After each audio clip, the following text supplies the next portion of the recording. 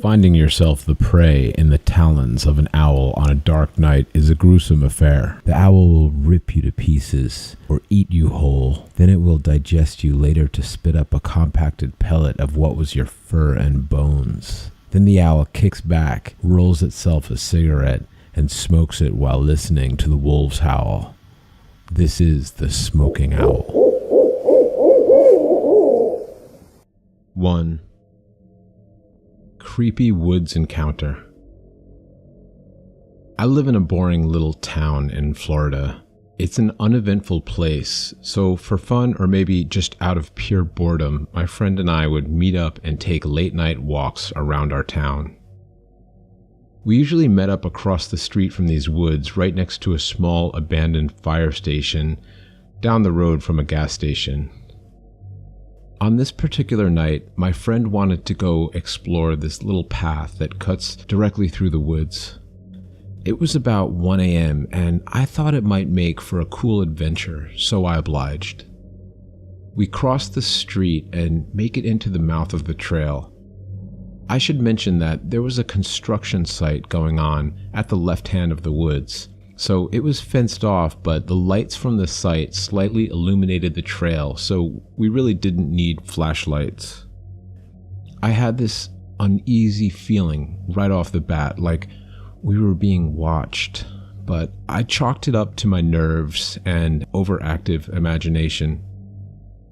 We continued down the trail, and I start to notice weird shit like branches breaking and leaves crunching just out of our view. I tell my friend that maybe we should leave, and not 10 seconds later, the lights at the construction site shut off. Fucking great. The moon was pretty full, so I wasn't too worried. We didn't walk too terribly far, and I could still make out the mouth of the trail. We decided to walk back, and I felt relieved. That's when I noticed it. Crouched down in a bush, not 5 feet away, someone was watching us. I tell my friend to run, and we book it. And I can hear the person running after us. We kept running and eventually make it out of the woods and cross the street. I turn to look back, and I see him right in the mouth of the trail. This dude was completely naked and looked insane. He has a glass bottle in his hand, and he just throws it in our direction. He then grabs rocks and other things he can find on the ground next to him and just starts wildly throwing them. We make like bees and get the fuck out of there. We didn't stop until we made it to the gas station. I noticed that my friend is bleeding pretty bad from his arm, and he tells me that right after I grabbed him to run, something hit his arm.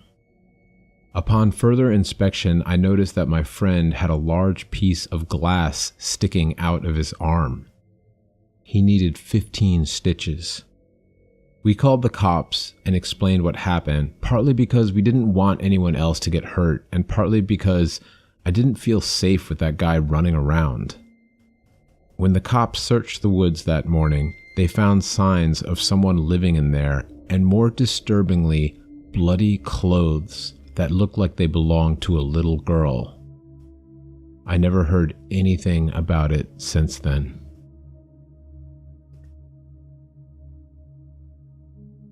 2. I used to live at a small farm in the US growing up. But as soon as I was 18, I moved out instantly, and I'll tell you why. When I was 12, me and my friend Zach, who lived down the road, we used to go into the woods to play. Since we lived in the country, there was almost nothing to do.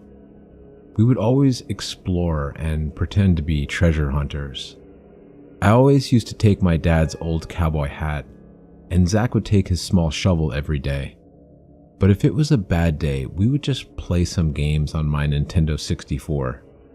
This happened like 13 years ago, so that was the best you could get at the time. We would always go a bit deeper into the forest every time we went in. We usually managed to find something interesting in the woods. like old coins or water bottles, some nice looking stones, and some other things. Yeah, I know, really lame stuff, but we were just kids at the time and we always thought of it as a treasure. I had a small box under my bed to put the things I found in it. And so did Zach.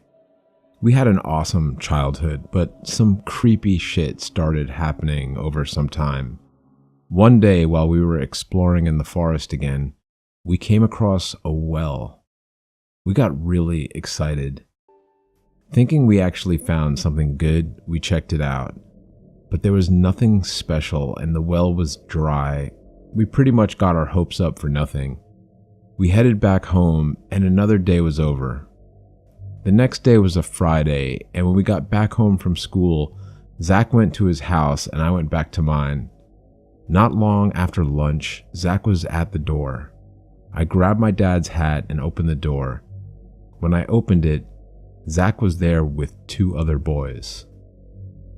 They were much bigger than me and Zach. Zach introduced me to his cousins, saying they were staying with him and his mother and dad for the weekend. Their names were Danny and Simon. They were both 15, 3 years older than me and Zach. They wanted to come with me and Zach into the woods. I agreed, so we went there. It was just a normal day for the most part, but Zach's cousins were total assholes, saying it sucked being in the woods and asking us how we never got bored out there. Later that night, around 11 at night, I got knocks at my bedroom window. It was Zach and his cousins. They told me to come down. I managed to get downstairs without awakening my parents. I opened the door and the cousins asked me if I wanted to go to the woods.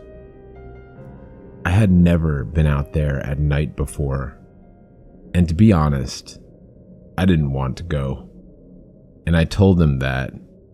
Then they said, "Your loss." They went off into the direction of the tree line. I changed my mind, grabbed my dad's hat, and ran after them.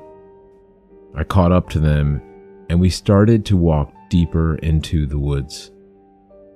I was scared shitless. And by the look on Zach's face, he was scared as well. The cousins stayed in front, shining their flashlights on the spooky trees. I noticed we were going in the direction of the well. I know that place like the back of my hand, so I had a plan in case the shit hit the fan. We were coming up on the well. Suddenly the cousins stopped and turned off their flashlights. We asked them what was wrong. They stood still like statues. Then we went around them since we stayed behind them, and I froze as well. There was a person standing in front of the well, not looking in our direction, thankfully. I stood there like a statue, not knowing what to do. Then one of the cousins, I think it was Simon, whispered, "Turn around slowly and walk away slowly. Don't make any sudden moves." I complied, and we all turned around and started walking back slowly, so that figure wouldn't notice us. Then the terrible happened. I stood on a stick by accident and made it snap.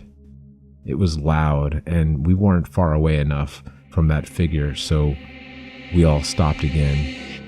I looked back, and the figure was now looking at us. I almost fainted with fear, and then Danny just screamed, "Run!" We all floored it. I dropped my hat while running back, but I didn't stop to pick it up. I had no idea if the figure was following us since all of our footsteps made it hard to make out. I didn't look back either, so I didn't know we all managed to make it back safely. I ran into my house and slammed the door shut. My parents were awake, and I got shouted out by my parents, and I was grounded for a week. But they also looked really relieved. My mom hugged me and said, "I'm so glad you're safe." I was confused and asked them what they were so worried about. Then they told me something that really made me scared. They told me that recently an escaped killer was on the loose, and he was last spotted in our area. And when my dad saw that I wasn't in my room, since he would usually check up on me, and the front door wasn't shut, they thought I had been kidnapped, and they were about to call the police when I came through the door. After hearing that, I just started crying. My parents asked me why. I told them what had happened. Their faces were full of horror after telling them that. They called the police immediately. Later on, they arrived. I explained everything to them. They said they would take a look into the woods, and they did. Half an hour later, they came back with nothing, but they said that the next day they would bring more cops to search the area some more, and warned me not to go into the woods again. I obliged. I could barely sleep that night because I was so afraid that the man would come for me. The next day, more cops came to our farm and started investigating the woods. They also went to Zach's house. My mom came in and said she found my dad's hat on the doorstep. I remembered that last night I had dropped it. How did it get there? I thought about that some more, and the man in the woods came to mind. I started panicking again. My parents calmed me down and asked me what was wrong. I told them about the hat. They had nervous looks on their faces. My dad took the hat to a cop outside. I managed to calm down again, and for the rest of the day, I just played video games since my parents grounded me. Around lunchtime, we got a knock at the door. I answered it. It was Zach and his mom. Zach's mom asked me if she could talk to my parents. I told my parents they were at the door, then they told us to go in my room and play something. I put my ear against the door so I could listen. Zach's mom told my parents that Danny wasn't in the house in the morning. And after hearing the news about that creep in the woods, she began to worry.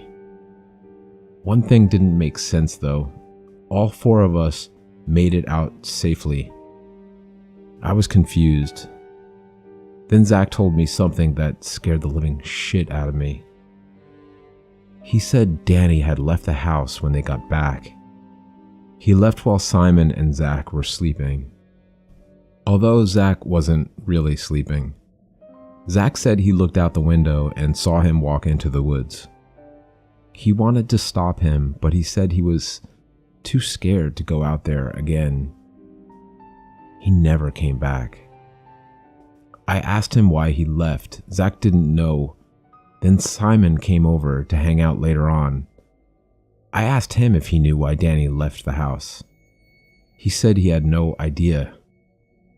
Danny always used to carry around his dead mother's ring with him, since his mom had died a year prior to the events of this story. He always used to keep it in a box, and he would take it wherever he would go, and Simon checked the box in the morning and it was empty. He must have dropped it while we were running from that guy last night, he said. After that day, as weeks went by, the guy in the woods was never caught. The cops started an investigation on Danny's disappearance. He was also never found. And me and Zach never went back into those woods again. Once we reached 18, we bought a house between each other and became roommates. There's no better roommate than a roommate who's your best friend. I'm 25 now, I live with my girlfriend, and I still hang out with Zach.